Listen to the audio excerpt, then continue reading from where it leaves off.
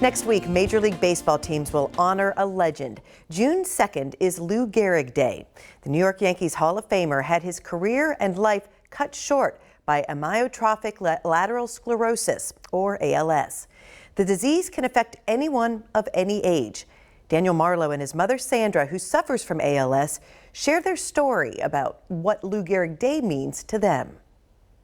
I think it's really important that that this story is told and that more people know and really understand what ALS is and how many people it affects. In fact, 1 in 300 people will be diagnosed with ALS in their lifetime. And I think most people, myself included, have no idea that it is that common of a disease.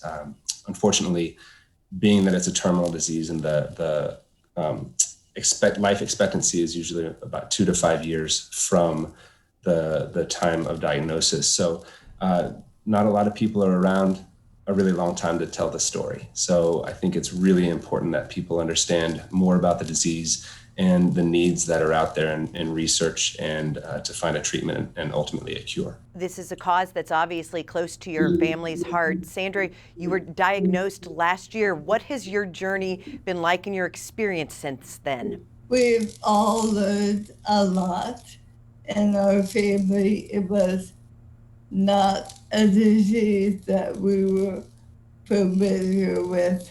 So we've done a lot of research and reading, and it's been pretty sobering, actually. Daniel, what has it been like for you to see your mom going through this, and what have you learned about ALS through this experience so far? To the first question, it's just been really difficult to watch as the disease is, it just takes over takes away different parts of their ability to move different muscle groups. And so watching that happen, and especially my mom, who's been a very, very active and athletic person her whole life, and seeing those things slowly being stripped away has been really difficult. I think what I've learned through this, I just had no idea that ALS was as common as it is. I didn't know that there weren't any treatments for ALS, that currently it is 100% fatal or terminal. No one has ever been cured from ALS. And then also to find that there have been, in the last 80 years since Lou Gehrig really brought this to the forefront of people understanding this as a disease at all, there's been really no progress in the research as far as finding a reliable treatment or even a cure. And in that time, the medical community has found cures and vaccines for a lot of different diseases such as polio and even HIV, and there are a lot of cancers that are treatable now. And so there's nothing like that for ALS, and we really want to get the word out to help raise awareness and help raise funds to get this research done. Lou Gehrig was 36 when he was diagnosed, and I think most people, the little they do know about it is that they think it's an older person's diagnosis, but really it affects young people and old almost equally, and it actually disproportionately affects really active people, military veterans and NFL players, professional football players and athletes have a higher likelihood of contracting or getting this disease. And our veterans twice the rate. Yes, yeah. So veterans are 2 to 1 more likely to have an ALS diagnosis than the general population.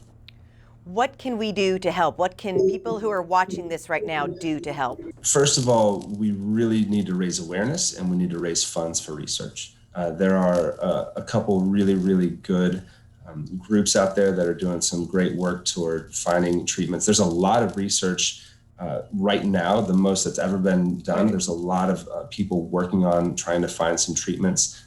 In fact, Mom is in a drug trial that is trying out 3 or 4 different drugs. And so that people are really trying, but we just need more. We need more people to come together and really find a solution for this. So ALS TDI is ALS Therapy Development Institute is who we support with all of our fundraising efforts. An estimated 5,000 people are diagnosed with ALS each year in the U.S. You can learn more about the Kentucky chapter of the ALS Association. Just visit als.org/Kentucky.